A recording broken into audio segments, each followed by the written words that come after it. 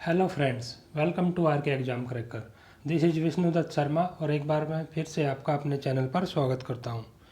देखिए, हमने जो इंडियन हिस्ट्री की जो लेक्चर सीरीज स्टार्ट की है, उसमें हम जो आज नेक्स्ट टॉपिक है वो हमारा है संगम एज। जो संगम काल था, पुराना जो हमारा प्राचीन हिस्ट्री है, प्राचीन काल की जो हमारी भारत की हिस्ट्री है, उसमें जो संगम एज का टॉपिक है वो हम आज डिस्कस करने वाले हैं। तो देखिए, जो संगम एज है, जो ये 300 जो थर्ड सेंचुरी बीसी से और जो थर्ड सेंचुरी एडी तक का काल है। ओके, इसका जो टाइम पीरियड है, जो मतलब 300 बीसी से 300 एडी के बीच का जो टाइम पीरियड है, उसमें का काल है। और इस संगम एज में हम जो मेनली जो स्टडी करते हैं वो है हिस्ट्री ऑफ अनसेंट, जो तमिलनाडु, केरला और श्रीलंका, जो साउथ इंडिया का पार्ट है, जो इंडियन सब कॉन्टिनेंट है, जो भारतीय उपमहाद्वीप था उस टाइम पे, उसमें श्रीलंका भी इंक्लूड होता था। तो तमिलनाडु, केरला और श्रीलंका के पार्ट है वो, उसके बारे में इस यहाँ से जो वहाँ पे रूलर्स होते थे, किंगडम होते थे, उसके बारे में संगम एज में जानकारी मिलती है। और मेनली जो ये नाम पड़ा संगम एज, ये कहाँ से पड़ा? ये पड़ा जैसे named after the famous Sangam academies. उस टाइम पे जो पोएट्स और स्कॉलर्स होते थे, जो विद्वान होते थे, कवि होते थे, उनकी पाठशालाएँ होती थी इस नाम से, संगम नाम से। संगम इन पाठशालाओं का नाम था, इसलिए इस जो काल है, ये एज है, जो इसका नाम संगम एज पड़ा। ओके, मेनली जो संगम एज में हम 3 डायनेस्टी, 3 वंश हैं जो रूलर हुए उस टाइम पे, फेमस किंगडम हुए, वो है जैसे कि पांड्याज हैं, चोलाज हैं और चेराज हैं। इनके बारे में पढ़ते हैं। ओके, और ये जो पोस्ट मौर्य, जो मौर्य काल हम पढ़ चुके हैं पहले, मैं डिस्कस कर चुका हूँ ये टॉपिक। तो उसके बाद का जो काल है, पोस्ट मौर्य काल, उसके बाद का काल है, उसी को संगम एज बोलते हैं, जो कि मेनली साउथ इंडिया के पार्ट में, साउथ इंडिया में। ओके, या फिर परिगुप्ता पीरियड भी बोल सकते हैं, परिगुप्ता पीरियड भी। ओके, तो आइए लेक्चर को स्टार्ट करते हैं। सबसे पहले जो संगम एज में जो वंश हुआ वो थे पांड्याज। पांड्याज के बारे में जानते हैं। पांड्याज की कैपिटल क्या थी? Madurai.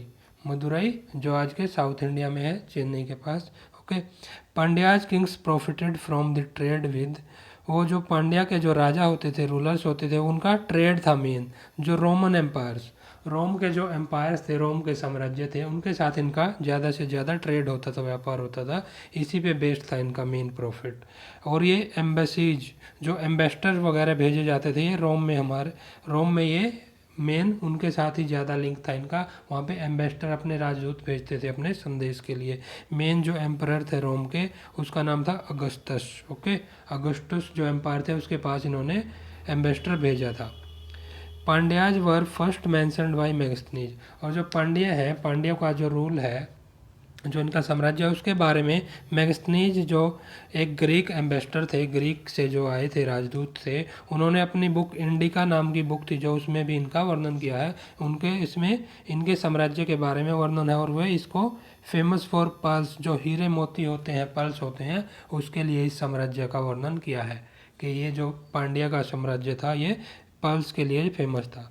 Pandyan territory included modern districts of, इसमें क्या क्या है, आजकल के जो डिस्ट्रिक्ट है मॉडर्न, जो तिरुनवेली, रामानंद, रामनाद एंड मदुरई इन तमिलनाडु। जो तमिलनाडु के ये मेन जो इस डिस्ट्रिक्ट्स हैं 3, इनका जो एरिया था वो इनमें इंक्लूड था, पांड्या का जो किंगडम था उसमें। मदुरई इट्स कैपिटल थी, जो कि मैं पहले बता चुका हूँ आपको। वो कौन सी बैंक, वो एक नदी है, वैगई रिवर, याद रखते हैं, ये क्वेश्चन पूछा जाता है बार बार एग्जाम में। जो वैगई रिवर है, उसके जो बैंक पे है, उसके तट पर ये मदुरई स्थित है। Okay, next, earliest non Pandyan ruler was, सबसे जो पहला रूलर था, जो पुराना रूलर है सबसे, उसका नाम है, जो पांड्या रूलर है, मुदुकुदुमी। ओके, जो कि मदुरई से रूल करता था, मदुरई के एरिया में जो राज करता था, उसका किंगडम था। ही एक्यूज, उसके बारे में देखिए, पांड्यन रूलर्स के बारे में, ये जो है मुदुकुदुमी, इनके बारे में एक स्टोरी फेमस है, जो एक कहानी सुनाई जाती है। जो कन्नगी नाम की जो एक महिला होती थी, उस टाइम पे वुमेन होती थी, जो एक बहुत ही चेस्ट, ओके, एक पवित्र स्त्री मानी जाती थी। सॉरी, ये एक जो है काफ़ी पवित्र, चेस्ट बोलते हैं, पवित्र होते हैं, जो पवित्र स्त्री थी। तो इनके जो राजा थे ये, इन्होंने इनके पति, कोलावन नाम था उनका, उन पे चोरी का जो इल्ज़ाम लगा, उनको चोरी के इल्ज़ाम में दोषी पाया। पर वो पवित्र स्त्री थी, उन्होंने बोला उन्होंने इस जो है उन्होंने इस इल्ज़ाम को झूठा साबित किया और जो मदुरई के जो ये राजा थे उन पे इनके साम्राज्य पर एज ए कर्स उनको एक अभिशाप दिया, श्राप देते थे जो पवित्र स्त्री ने। तो इस बारे में ये कहानी प्रसिद्ध है। और जो ये कन्नगी है जो ये एक चेस्ट वुमेन थी जो पवित्र स्त्री थी, इनके बारे में अभी यहाँ पे स्टैच्यूज वगैरह बने हुए हैं। साउथ में चेन्नई में जाओगे आप तो वहाँ पे इनके स्टैच्यू देखने को मिलते हैं, इनकी आइडल्स हैं, कुछ लोग इसकी पूजा भी करते हैं। ओके, उसके बाद जो पांड्या का एम्बलम है, इस टाइम पे ये तीनों किंगडम थे जो फेमस साउथ इंडिया के, वहाँ पे एक एम्बलम रखते थे। ये एक प्रतीक चिन्ह होता था इनका, अपनी डायनेस्टी का, अपने वंश का। तो इनका था फिश था। ये सब जो है इनका जो एम्बलम होता था ये इनके सिक्कों पर और जो जो मूर्तियाँ होती थी उन पे ये पाया जाता है। ओके, तो फिश था मेन। और देखते हैं कुछ और पॉइंट भी हम पांड्याज के बारे में। जो पांड्याज का एक मेन पोर्ट था उस टाइम पे, कोरकई नाम का, याद रखेंगे, कोरकई नाम का एक मेन पोर्ट था। सबसे ज़्यादा जो यहाँ से ट्रेड होता था समुद्र के रास्ते। ओके, और जो पांड्या किंगडम में सती प्रथा फेमस थी, ये केस्ट सिस्टम भी था, आइडियल वर्शिप करते थे लोग, मूर्ति पूजा करते थे, जाति पाति की जो प्रथा थी, सती की प्रथा थी। Okay, widows were treated badly, जो विधवा स्त्री होती हैं उनको बहुत ही बैडली ट्रीट किया जाए, बुरे तरह से। और जो वैदिक रिलीजियंस थे, सेक्रीफाइसेस जो वैदिक टाइम में करते थे, ये भी फॉलो होती थी यहाँ पे। ओके, तो ये सब हमने जानकारी पांड्याज के बारे में देख ली। नेक्स्ट देखते हैं, जो नेक्स्ट डायनेस्टी थी, वो नेक्स्ट वंश था, वो चोलाज के बारे में। चोलाज का देखते हैं, जो एम्बलम, इनका जो मेन एम्बलम था, प्रतीक था, वो था टाइगर था। ये सब इनकी जो है मूर्तियों पे और जो जो मोहरें होती थी इनकी, उन पे ये पाया जाता है, टाइगर का सिंबल एम्बलम था इनका मेन। ओके, चोला किंगडम को क्या बोलते थे, ये चोला मंडलम के नाम से पुकारते थे। चोल अपने जो चोल राजा थे अपने किंगडम को चोला मंडलम के नाम से पुकारते थे। और ये कहाँ पे स्थित था, ये था एरिया था इनका नॉर्थ ईस्ट ऑफ, जो नॉर्थ ईस्ट में पांड्या किंगडम था उसके नॉर्थ ईस्ट में। और ये दो रिवर्स की, रिवर्स का नाम याद रखेंगे, ये पूछा जाता है एग्जाम में, जो पेनार और वेलार रिवर्स। ओके, जो पेनार और वेलार रिवर्स हैं उनके बीच में ये साम्राज्य स्थित था। रिवर्स का नाम हमेशा तीनों के केस में याद रखेंगे। Chola kingdom correspond to modern Tanjore, जो मॉडर्न तंजौर का एरिया है साउथ इंडिया में, और तिरुचिरापल्ली डिस्ट्रिक्ट है, ये एरिया ये चोला किंगडम कवर करता था। इट्स इंडियन कैपिटल, इसकी जो कैपिटल इनकी क्या थी, उरियार। देखिए मदुरई जो पांड्याज की जो कैपिटल थी, पर ये जो है उरियार यहाँ पे इनकी चोलाज की किंग जो कैपिटल थी। और ये फेमस है किसके लिए, कॉटन ट्रेड, यहाँ से कॉटन का व्यापार होता था दूसरे साम्राज्य के साथ, मेनली रोमन साम्राज्य। वन ऑफ मेन सोर्स है जो चोलाज का, वो कॉटन के क्लॉथ्स। ओके, कॉटन में भी ये कॉटन के क्लॉथ्स बने हुए जो कपड़े होते थे इनके, वो ट्रेड करते थे, उसका ट्रेड करते थे।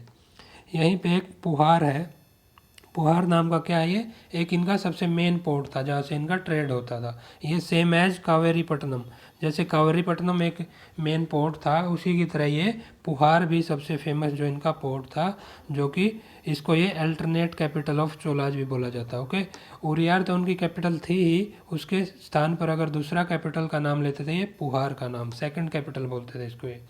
और इलियस्ट नॉन जो चोला किंग थे वो थे इलारा, नाम याद रखेंगे, इलारा थे, जो कि सेकंड सेंचुरी बीसी 200 बीसी के आसपास थे। और इन्होंने क्या किया था, कन्क्वायर्ड श्रीलंका, श्रीलंका जो देश था उस टाइम पे, श्रीलंका का जो एरिया था वहाँ पे इन्होंने विजय प्राप्त की और अपने साम्राज्य में उसको मिला लिया, और वहाँ पे 50 से ज़्यादा सालों तक वहाँ पे राज्य किया। ओके, याद रखेंगे, इलारा थे इनके सबसे पुराने राजा।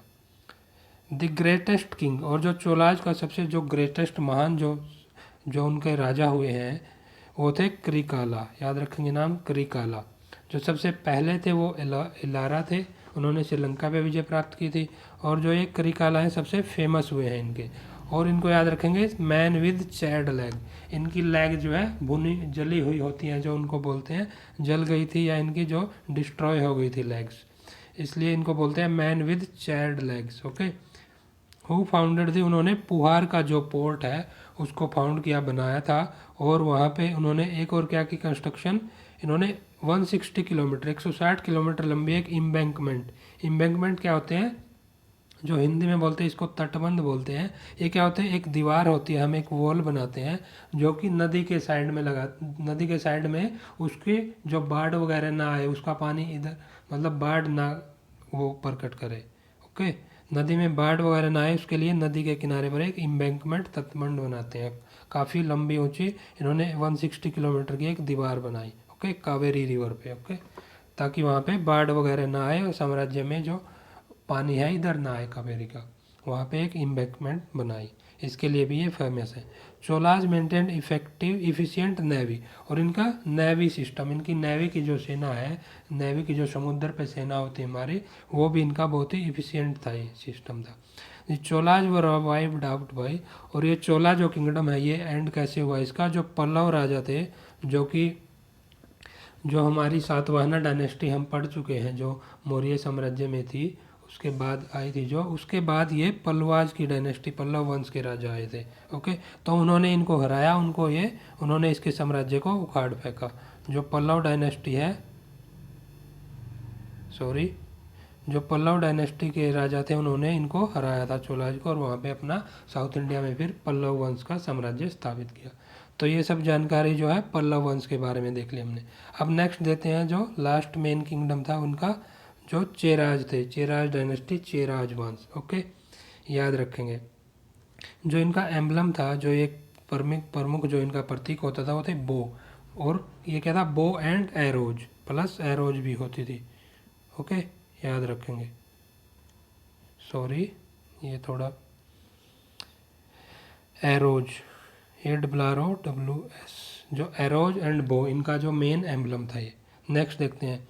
और इन्होंने चेराज ने कौन सा एरिया था इनका, मेनली जो एरियाज था बोथ केरला एंड तमिलनाडु, जो इनके किंगडम का जो साम्राज्य था वो कहाँ तक फैला था, मेनली जो केरला और तमिलनाडु का एरिया। और कैपिटल ऑफ चेराज, जो चेराज की कैपिटल थी वंजी, याद रखेंगे। मदुरई पांड्याज की कैपिटल, और जो हमारा चोलाज थे उनकी कैपिटल थी उरियार, और चेराज की कैपिटल वंजी, वंजी याद रखेंगे। इनके जो मेन पोर्ट्स थे वो थे मुजरिस एंड तोंडी, जहाँ से मेन व्यापार होता था, ट्रेड होता था इनका। The Roman set up 2 regiments at Muziris, और जो रोमन के साथ रोम, जो साउथ इंडिया से जो मेनली संगम एज के लोग हैं, जो संगम की जो एज की इस टाइम की जो डायनेस्टीज है उनका मेनली जो रोम से था व्यापार, ट्रेड। तो इन्होंने जो रोम थे, रोमन्स लोग थे, उन्होंने यहाँ पे 2 रेजिमेंट्स एट मुजरिस, मुजरिस जो पोर्ट है इनका, यहाँ पे अपने 2 रेजिमेंट स्थापित कर रखे थे। They also built a temple of Augustus at Muziris, और जो रोमन के जो रूलर्स थे ऑगस्टस, उनका भी यहाँ पे मंदिर स्थापित किया उन्होंने मुजरिस पे। ये सब यहाँ से ये देखा गया, ये टेम्पल्स के जो अवशेष मिले हैं, यहाँ से इसके बारे में जानकारी मिली है, उससे इनका रोमन्स के साथ ट्रेड का पता चलता है। One of the earliest better known Chera, जो चेरा रूलर थे सबसे पहले जो पुराने थे वो थे उदयान गिरल, ओके, उदयान गिरल थे। It is said that he fed both armies of Kurukshetra war, so earned the title Udiyan Cheral. और जो इनको ये टाइटल मिला, उदयान गिरल का नाम रखा गया उनका, तो उन्होंने जो है जो कुरुक्षेत्र की जो आर्मीज थे, युद्ध था जो कुरुक्षेत्र का उस टाइम का, महाभारत टाइम का युद्ध, उनकी आर्मीज को इन्होंने फैड किया था, उनको भोजन दिया था, ओके, इस वजह से उनको उदयान गिरल का टाइटल मिला था। नेक्स्ट, और सबसे ग्रेटेस्ट किंग, ये तो थे सबसे पहले किंग जो फेमस थे। अब सबसे ग्रेट जो सबसे प्रसिद्ध हुए पूरे चोलाज में, उनका नाम था सेनगुट्टुवन या रेड चेरा। उनका सेनगुट्टुवन नाम था उनका, और रेड चेराज के नाम से भी उसको हम पुकारते थे, मेनली रेड चेराज के नाम से जाना जाता है। It is said that he invaded north and even cross the Ganga, और ऐसा इनके बारे में माना जाता है, ऐसा इनके बारे में वर्णन किया जाता है कि इन्होंने जो है नॉर्थ इंडिया, जो नॉर्थ इंडिया का पार्ट था, नॉर्थ एशिया में जो साम्राज्य थे उन पे भी हमला किया, उन पे इन्होंने हमला किया, और कि ये गंगा तक क्रॉस कर गए थे, इनका साम्राज्य जो गंगा तक फैल चुका था, ओके। और ये रेड चेराज है जो ये राजा हुए हैं 2nd सेंचुरी के आसपास, जो 2nd सेंचुरी एडी का समय है, 200 एडी का समय, वहाँ पे ये हुए। और ये एक और बात के लिए जाने जाते हैं, इन्होंने जो पहले जो राजा थे ये ऐसे, जिन्होंने कि चाइना में अपना एम्बेसी भेजा, ओके, याद रखेंगे, चाइना में अपना एम्बेसडर भेजा from south India, south India से अपना जो एम्बेसडर भेजा चाइना में, ऐसे पहले राजा थे साउथ इंडिया के, ओके। ये was also founder of famous पत्नी कल्ट, एक उस टाइम पे पत्नी कल्ट का उदय हुआ था। पत्नी कल्ट जो एक सेक्ट था, ये एक जाति सिस्टम था, जाति के लोग थे, ये एक कल्ट था इनका, जो कि related to worship of chastity Kannagi. जो मैं कानगी जो वुमेन थी, चैस्टी वुमेन, जो पवित्र वुमेन थी, उसके बारे में पहले मैं पांड्या के बारे में ये डिस्कस कर चुका हूँ। तो उसकी वर्शिप करने वाले लोग थे पटनी कल्ट के लोग। तो ये भी उनके जो चेराज थे, ये इनके टाइम में, ये रेड चेरा जो राजा थे, इनके टाइम में ये पटनी कल्ट जो है बनाया गया था, फाउंडर थे ये इस कल्ट के। ओके, तो ये सब जानकारी इसके बारे में। अब मैं आपको जो मेनली संगम एज के बारे में कुछ और एक्स्ट्रा जानकारी देना चाहता हूँ। जो तीनों किंगडम है इनकी पूरी, उसके बारे में कुछ एक्स्ट्रा पॉइंट्स बता रहा हूँ। जो मेन था यहाँ पे, जो मेन जो बेस था यहाँ का एग्रीकल्चर था। ओके, और मेनली जो खेती की जाती थी एग्रीकल्चर, राइस की। ओके, राइस कल्टीवेशन करते थे लोग। नेक्स्ट जो एक्सपोर्ट होता था, जो चीज़ें यहाँ से एक्सपोर्ट की जाती थी संगमेरा में इस किंगडम से, वो थी मेनली कॉटन थे, कॉटन फैब्रिक्स थे और स्पाइसेस, कॉटन की चीज़ें थी बनी हुई और मसाले वगैरह थे। ओके, और मेन जो इंपोर्ट की चीज़ें थी, सॉरी, मेन जो संगम इरा में इंपोर्ट होता था, एक्सपोर्ट मैंने बता दिया आपको, कॉटन फैब्रिक्स और स्पाइसेस। मेन इंपोर्ट क्या होता था, horse's, gold, sweet wine. Okay, mainly थे ये तीन चीज़ें। तो ये सब मेनली जानकारी। और एक इनका रिलीजियस जो गॉड था, गॉड को मानते थे संगमिरा के लोग, रिलीजियस गॉड थे इनके, उनका नाम था मुरुगन। ओके, इसको तमिल गॉड बोलते हैं, ये तमिल गॉड। ओके, मुरुगन नाम से, MURUGAN। ये हम आजकल भी सुनते हैं, ये तमिल के लोग इसको आज भी ज़्यादातर मानते हैं। तो ये सब जानकारी हमारी संगम एज के बारे में देख ली हमने। तो यहाँ पे ये संगम एज से रिलेटेड जो भी एग्ज़ाम पॉइंट ऑफ व्यू से जो कंपटीशन एग्जाम से पूछे जाते हैं वो सब हमने कवर कर लिया। ओके, तो thanks for watching this video. और अगर आप हमारी ज़्यादा से ज़्यादा इसी टाइप की वीडियो जो कि कंपटीशन एग्जाम्स की तैयारी से रिलेटेड है उनको देखना चाहते हैं, तो वीडियोज़ को लाइक करें, ज़्यादा से ज़्यादा लोगों को शेयर करें। और चैनल को, अगर आप चैनल पे नए आए हैं और आपने सब्सक्राइब नहीं किया अब तक, तो सब्सक्राइब ज़रूर कर लें। ओके, और बेल आइकन को प्रेस ज़रूर कर लें, जो नोटिफिकेशन बेल का आइकन है उसको ज़रूर प्रेस कर लें। उससे आपको हमारी, जैसे ही मैं वीडियो चैनल पर अपलोड करता हूँ, उससे आपको नोटिफिकेशन मिल जाएगी और आप वो वीडियो देख सकते हैं। Okay, thank you for watching this video and तो मिलते हैं अब नेक्स्ट लेक्चर में एक और अच्छे से टॉपिक के साथ। Thank you.